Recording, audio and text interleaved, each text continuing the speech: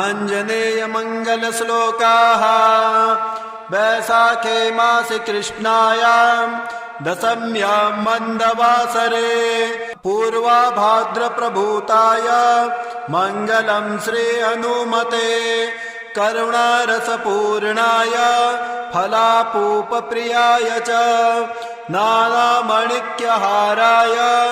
मङ्गलं श्री हनुमते सुवर्चलाकलत्राय चतुर्भुजधराय च उष्ट्रारूढाय वीराय मङ्गलं श्री हनुमते दिव्यमङ्गलदेहाय पीताम्बरधराय च तप्तकाञ्चनवर्णाय मङ्गलं श्री हनुमते भक्तरक्षणशीलाय जानकीशोकहारिणे ज्वलत्पावकनेत्राय मङ्गलं श्री हनुमते पम्पातीरविहाराय सौमित्रे प्राणदायिने सृष्टिकारणभूताय मङ्गलं श्री हनुमते रम्भावनविहाराय गन्धमादनवासिने सर्वलोकैकनाथाय मङ्गलं श्री हनुमते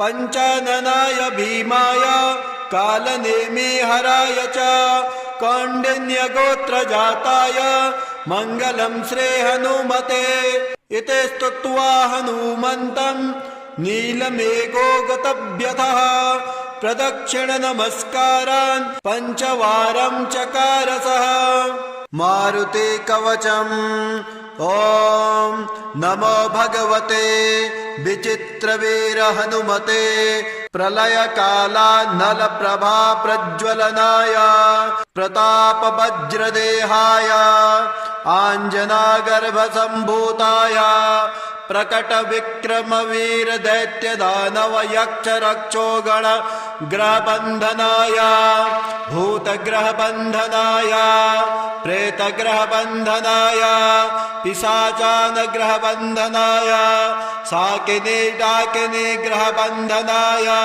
काकिनी कामिनी ग्रहबन्धनाय ब्रह्मग्रहबन्धनाय ब्रह्मराक्षसग्रहबन्धनाय चौरग्रहबन्धनाय मारीग्रहबन्धनाय एहि एहि आगच्छ आगच्छ आवेशय आवेशय मम हृदये प्रवेशय प्रवेशय स्फुर स्फुर प्रस्फुर प्रस्फुर सत्यं कथ्यं व्याघ्रमुखबन्धन सर्पमुखबन्धन राजमुखबन्धन नारीमुखबन्धन सभामुखबन्धन शत्रुमुखबन्धन सर्वमुखबन्धन लङ्काप्रसादभञ्जन अमुकमय वसमानय क्लीं क्लीं क्लीं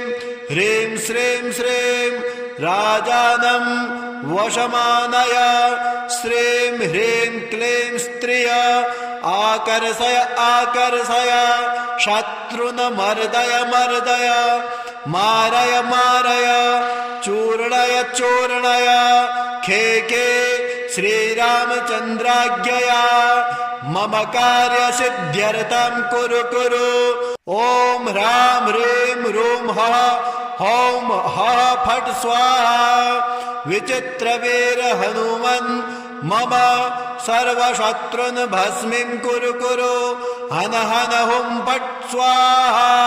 ॐ श्री गणेशाय नमः। श्री सीतारामचन्द्राभ्यां नमः। ॐ अस्य श्री पंचवक्त्र हनुमत हृदय स्तोत्र मंत्रस्य भगवान् श्रीरामचन्द्र ऋषिः अनुष्टुप् छन्दः श्री पंचवक्त्र हनुमान देवता। ॐ बीजं रुद्रमूर्तये इति शक्तिः स्वाहा कीलकं श्री पंचवक्त्र हनुमद्देवता प्रसाद सिद्ध्यर्थे जपे विनियोगः। ओम हां आंजनी सुताय अंगुष्ठाभ्यां नमः। ओम ह्रीं रुद्रमूर्तये तर्जनीभ्यां नमः। ओम हुं वायुपुत्राय मध्यमाभ्यां नमः। ओम हः अग्निगर्भाय अनामिकाभ्यां नमः। ओम हौं रामदूताय कनिष्ठिकाभ्यां नमः। ओम हः पंचवक्त्र हनुमते करतलकरपिष्टाभ्यां नमः। ओम हां आंजनेयसुताय हृदयाय नमः। ओम ह्रीं रुद्रमूर्तये शीर्षे स्वाहा। ओम हुं वायुपुत्राय शिखायै वखट। ओम हः अग्निगर्भाय कवचाय हुं। ओम हौं रामदूताय नेत्राय वसट। ओम हः पंचवक्त्र हनुमते अस्त्राय फट। ध्यायेत् बालदिवाकरधुतिनिभं देवारितर्पापहं। देवेन्द्रप्रमुखै प्रशस्तयशसं देदीप्यमानं ऋचा। सुग्रीवादिसमस्तवानरयुतं सुव्यक्ततत्त्वप्रियं संरक्तारुणलोचनं पवनजं पीताम्बरालङ्कृतं। ध्यानं समर्पयामि। ओम नमो वायुपुत्राय पंचवक्त्राय ते नमः। नमोस्तु दीर्घपालाय राक्षसान्तकराय च। वज्रदेह नमस्तुभ्यं शताननमदापः। शीतासन्तोषकरण नमो राघव किङ्कर। सृष्टिप्रवर्तक नमो महास्थित नमो नमः। कलाकाष्ठास्वरूपाय माससंवत्सरात्मक नमस्ते ब्रह्मरूपाय शिवरूपाय ते नमः। नमो विष्णुस्वरूपाय सूर्यरूपाय ते नमः। नमो बह्निस्वरूपाय नमो गगनचारिणे। सर्वारम्भावनचरः अशोकवननाशक नमो कैलासनिलय मलयाचलसन्त्रय। नमो रावणनाशाय इन्द्रजिद्वधकारिणे महादेवात्मक नमो। नमो वायुतनूद्भव नमः सुग्रीव सचिव शीतासन्तोषकारण। समुद्रोल्लङ्घन नमो सौमित्रे प्राणदायक। महावीर नमस्तुभ्यं दीर्घबाहो नमो नमः। दीर्घबाल नमस्तुभ्यं वज्रदेह नमो नमः। छायाग्रहहर नमो वरसौम्य मुखे क्षण। सर्वदेव सुरसंसेव्य मुनिसंघ नमस्कृतम्। अर्जुनध्वज संवास कृष्णार्जुन सुपूजिता। धर्मार्थ काम मोक्षाख्य पुरुषार्थ प्रवर्तक। ब्रह्मास्त्रबन्ध भगवन् आहतासुरनायक। भक्तकल्प महाभुज भूतबेतालनाशक। दुष्टग्रहरानन्त वासुदेव नमोऽस्तुते। श्रीरामकार्ये चतुर पार्वती गर्भसम्भव। नमः पम्पावनचर ऋष्यमूककृतालय। धान्यमाले सापहर कालनेमिर्निवर्हण। सुवर्चला प्राणनाथ रामचन्द्र परायण। नमो वर्गस्वरूपाय वर्णनीय गुणोदय। वरिष्ठाय नमस्तुभ्यं वेदरूप नमो नमः। नमस्तुभ्यं नमस्तुभ्यं भूयो भूयो नमाम्यहम्। इति ते कथितं देवी हृदयं श्रीहनुमत। सर्वसम्पत्करं पुण्यं सर्वसौख्यविवर्धनं। दुष्टभूतग्रहरं क्षयापस्मारनाशनं। यस्त्वात्मनियमो भक्त्या वायुसूनो सुमङ्गलं। हृदयं पठते नित्यं स ब्रह्मसदृशो भवेत्। अजप्तं हृदयं य इदं मन्त्रं जपति मानवाः। सदुःखं शीघ्रमाप्नोति मन्त्रसिद्धिर्न जायते। सत्यं सत्यं पुनः सत्यं मन्त्रसिद्धिर्करं परम्। इत्थं च कथितं पूर्वं साम्बेन स्वप्रियां प्रति। महर्षेर्गौतमात् पूर्वं मया प्राप्तमिदं मुने तन्मया प्रहितं सर्व शिष्यवात्सल्यकारणात्। आञ्जनेयमङ्गलश्लोकाः वैशाखे मासे कृष्णायां दशम्यां मन्दवासरे पूर्वाभाद्रप्रभूताय मङ्गलं श्री हनुमते करुणारसपूर्णाय फलापूपप्रियाय च नानामणिक्यहाराय मङ्गलं श्री हनुमते सुवर्चलाकलत्राय चतुर्भुजधराय च उष्ट्रारूढाय वीराय मङ्गलं श्री हनुमते दिव्यमङ्गलदेहाय पीताम्बरधराय च तप्तकाञ्चनवर्णाय मङ्गलं श्री हनुमते भक्तरक्षणशीलाय जानकीशोकहारिणे ज्वलत्पावकनेत्राय मङ्गलं श्री हनुमते पम्पातीरविहाराय सौमित्रे प्राणदायिने सृष्टिकारणभूताय मङ्गलं श्री हनुमते रम्भावनविहाराय गन्धमादनवासिने सर्वलोकैकनाथाय मङ्गलं श्री हनुमते पञ्चाननाय भीमाय कालनेमिहराय च कौण्डिन्यगोत्रजाताय मङ्गलं श्री हनुमते इति स्तुत्वा हनुमन्तं नीलमेघो गतभ्यतः प्रदक्षिणनमस्कारान् पञ्चवारं चकार सः मारुते कवचम् ॐ नमो भगवते विचित्रवीर हनुमते प्रलयकालानलप्रभा प्रज्वलनाय प्रतापवज्रदेहाय आञ्जनागर्भसम्भूताय प्रकटविक्रमवीर दैत्यदानवयक्षरक्षोगण ग्रहबन्धनाय भूतग्रहबन्धनाय प्रेतग्रहबन्धनाय पिशाचानग्रहबन्धनाय साकिनी डाकिनी ग्रहबन्धनाय काकिनी कामिनी ग्रहबन्धनाय ब्रह्मग्रहबन्धनाय ब्रह्मराक्षसग्रहबन्धनाय चौरग्रहबन्धनाय मारीग्रहबन्धनाय एहि एहि आगच्छ आगच्छ आवेशय आवेशय मम हृदये प्रवेशय प्रवेशय स्फुर स्फुर प्रस्फुर प्रस्फुर सत्यं कथ्यं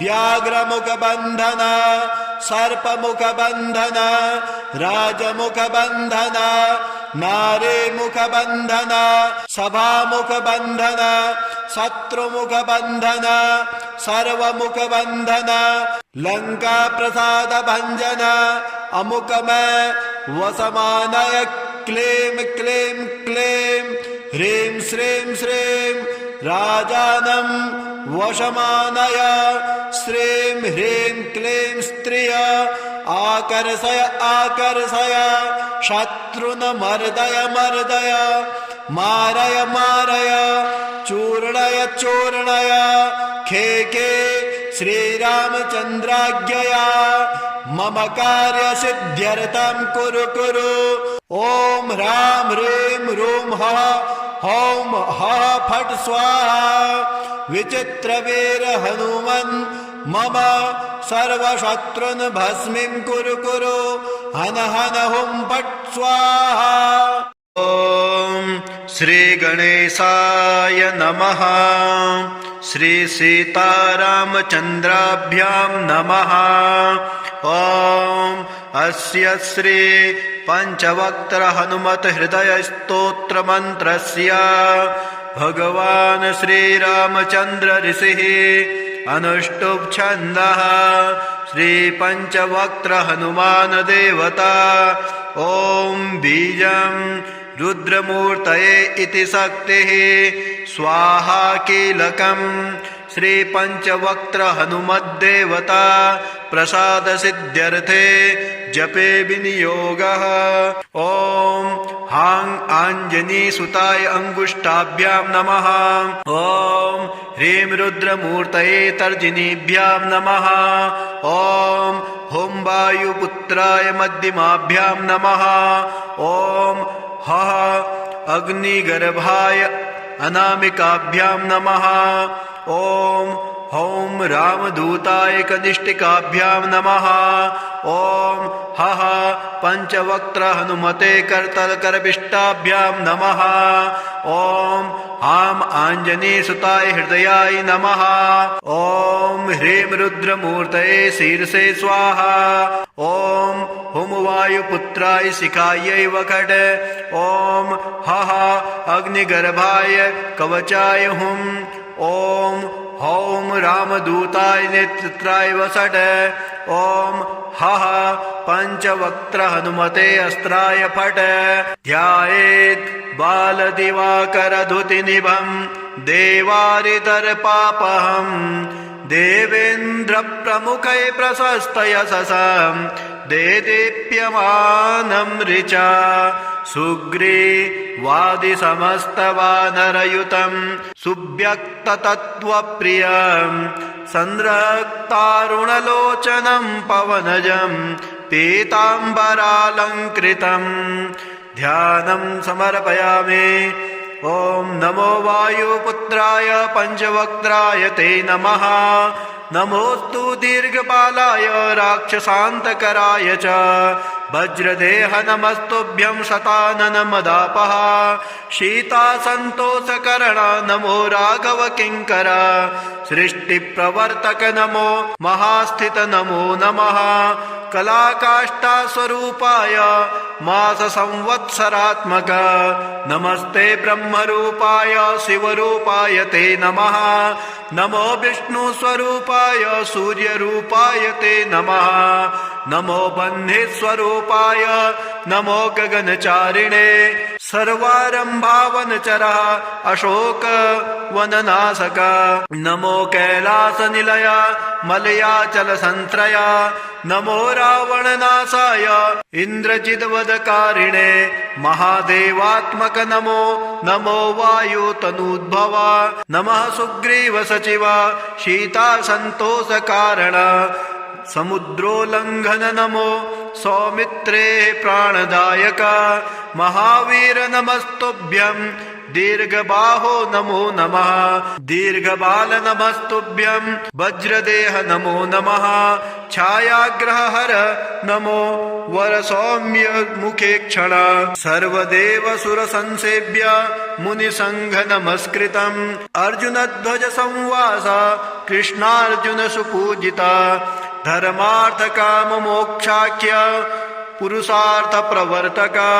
ब्रह्मास्त्रबन्ध भगवन् आहतासुरनायक। भक्तकल्प महाभुज भूतबेतालनाशक। दुष्टग्रहरानन्त वासुदेव नमोस्तुते। श्रीरामकार्ये चतुर पार्वती गर्भसम्भव। नमः पम्पावनचर ऋष्यमूककृतालय। धान्यमाले सापहर कालनेमिर्निवर्हण।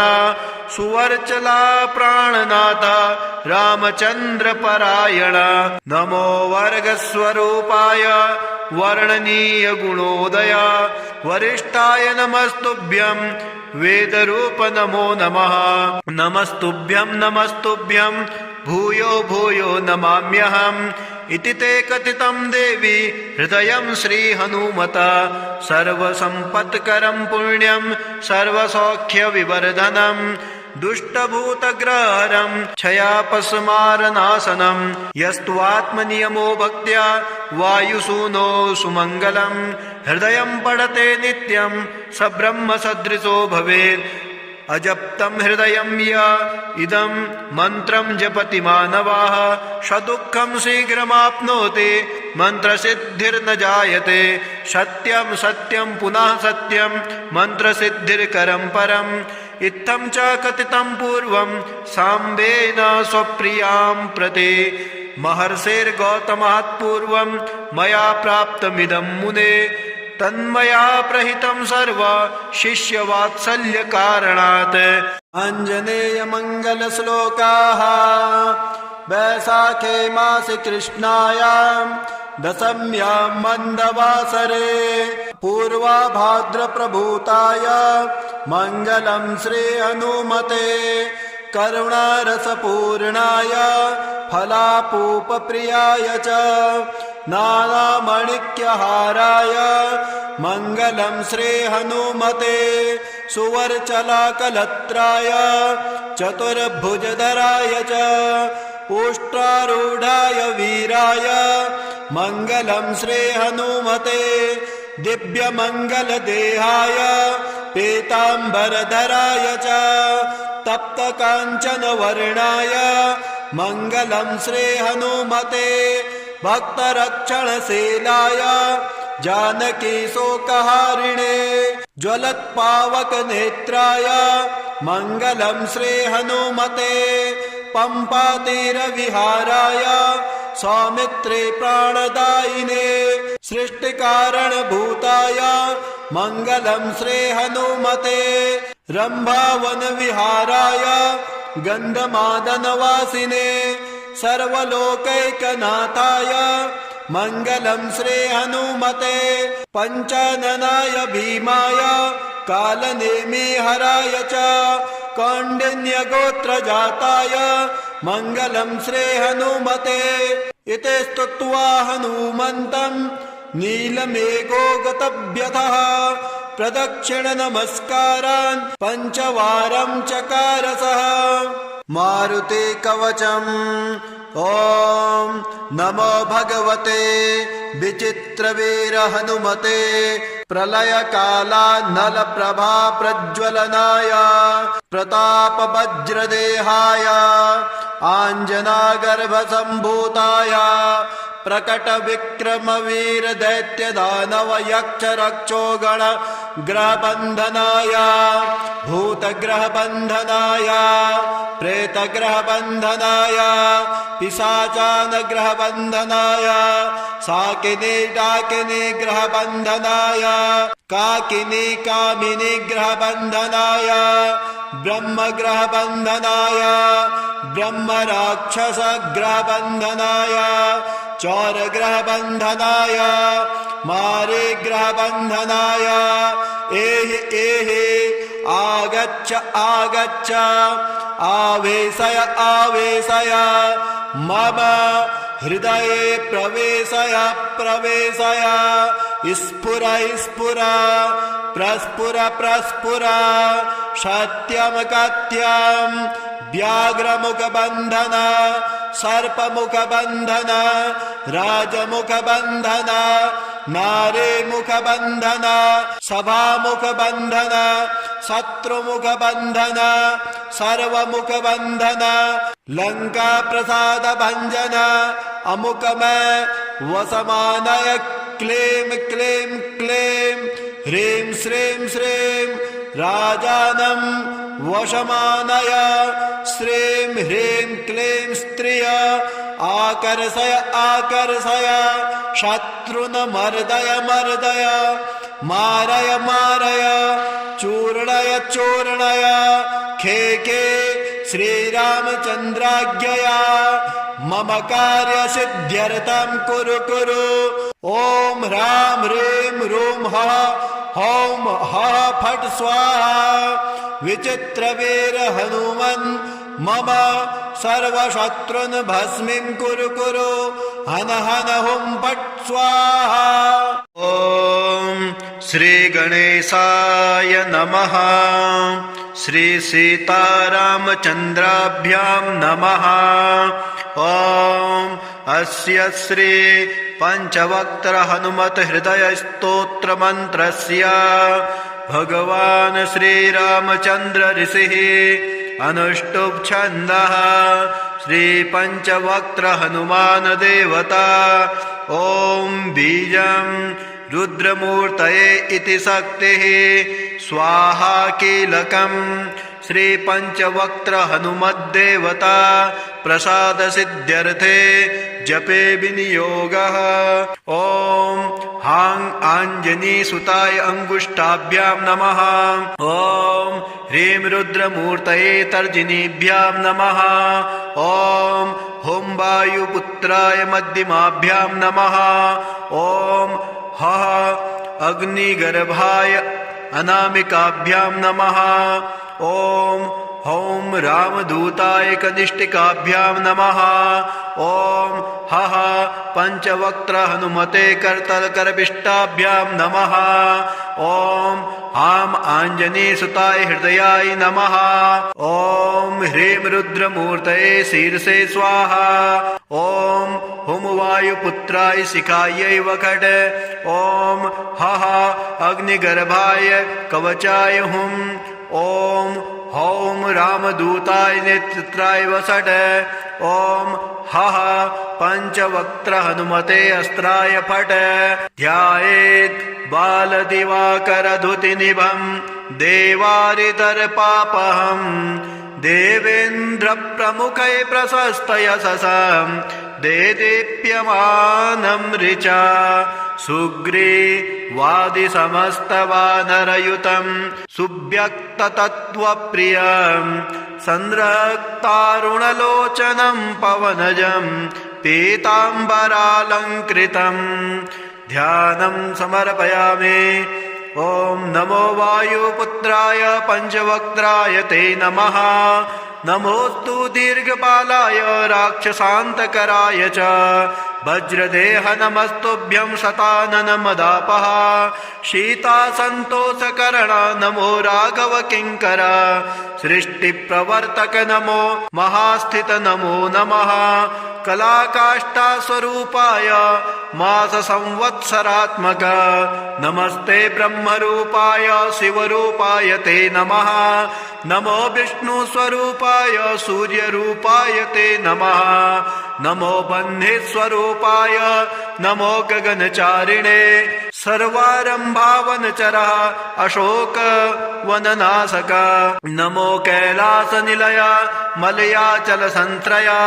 नमो रावणनाशाय इन्द्रजिद्वधकारिणे महादेवात्मक नमो। नमो वायुतनूद्भव नमः सुग्रीव सचिव शीतासन्तोषकारण। समुद्रोल्लङ्घन नमो सौमित्रे प्राणदायक। महावीर नमस्तुभ्यं दीर्घबाहो नमो नमः। दीर्घबाल नमस्तुभ्यं वज्रदेह नमो नमः। छायाग्रहहर नमो वरसौम्य मुखे क्षण।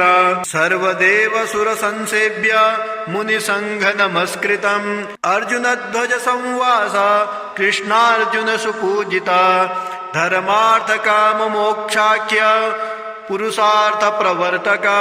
ब्रह्मास्त्रबन्ध भगवन् आहतासुरनायक। भक्तकल्प महाभुज भूतबेतालनाशक। दुष्टग्रहरानन्त वासुदेव नमोऽस्तुते।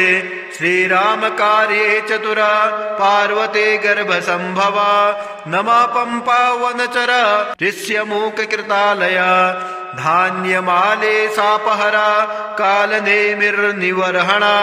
सुवर्चला प्राणनाथ रामचन्द्र परायण। नमो वर्गस्वरूपाय वर्णनीय गुणोदय। वरिष्ठाय नमस्तुभ्यं वेदरूप नमो नमः। नमस्तुभ्यं नमस्तुभ्यं भूयो भूयो नमाम्यहम्। इति ते कथितं देवी हृदयं श्रीहनुमत। सर्वसम्पत्करं पुण्यं सर्वसौख्यविवर्धनं। दुष्टभूतग्रहरं क्षयापस्मारनाशनं। यस्त्वात्मनियमो भक्त्या वायुसूनो सुमङ्गलं। हृदयं पठते नित्यं स ब्रह्मसदृशो भवेत्। अजप्तं हृदयं य इदं मन्त्रं जपति मानवाः। सदुःखं शीघ्रमाप्नोति मन्त्रसिद्धिर्न जायते। सत्यं सत्यं पुनः सत्यं मन्त्रसिद्धिर्करं परम्। इत्थं च कथितं पूर्वं साम्बेन स्वप्रियां प्रति। महर्षेर्गौतमात् पूर्वं मया प्राप्तमिदं मुने तन्मया प्रहितं सर्व शिष्यवात्सल्यकारणात्।